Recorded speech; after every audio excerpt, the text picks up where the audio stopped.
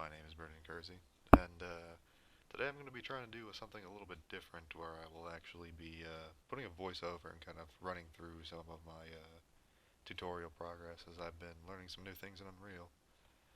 So starting with this video, I'll be kind of showcasing the basic little spark particle emitter that I have created using the tutorial.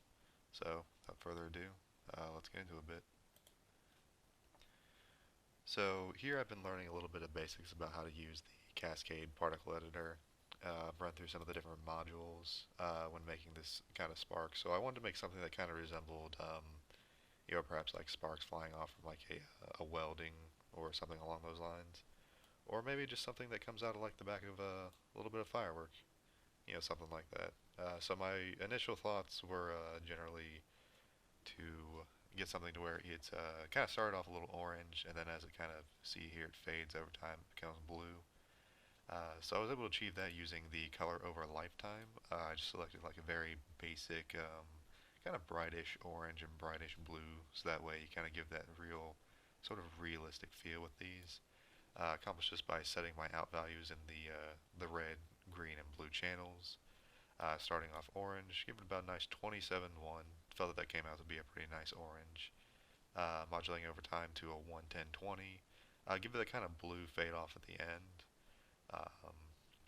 I also did a couple things to kind of give it a little bit more of realism with this arc here.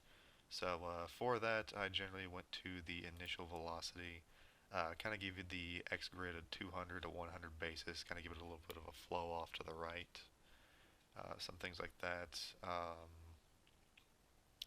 Give my Z just a nice basic, or my Y a nice basic 20 to negative 20, as well as my Z, so that way I can get a bit of a little bit of a gravity effect as it starts off in the beginning and then kind of falls down to the right over time. Some general things like that.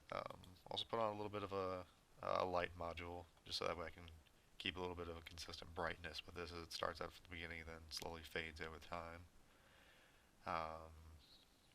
Things such as that. Let's see. As for initial size, I started out with like just some very basic little particle material, as shown right here towards the material right here. Start off as a small dot. I wanted to make sure that it was nice and visible on screen, so that way when you get in game, like so, you're able to see like this actual effect right here. So I gave it to about a general 4 to 6. I felt was like a good size. Obviously it can be adjustable if need to be in game. Things such as that. One final additional thing that I kind of did was I gave it some actor collision. So obviously you can't really see it right here because here in Cascade I don't have my actors for it to collide off on. But you can see it here in the Unreal editor that I wanted to give it a nice little kind of nice little bounce. Some sparks at the ground, bounce back up. Well, that'd be a nice, neat little effect. Things such as that. So that pretty much completes it for the basic spark emitter. During my next post I will go over the making of my GPU particle emitter and some of the stuff that I learned while doing it. Thanks for tuning in.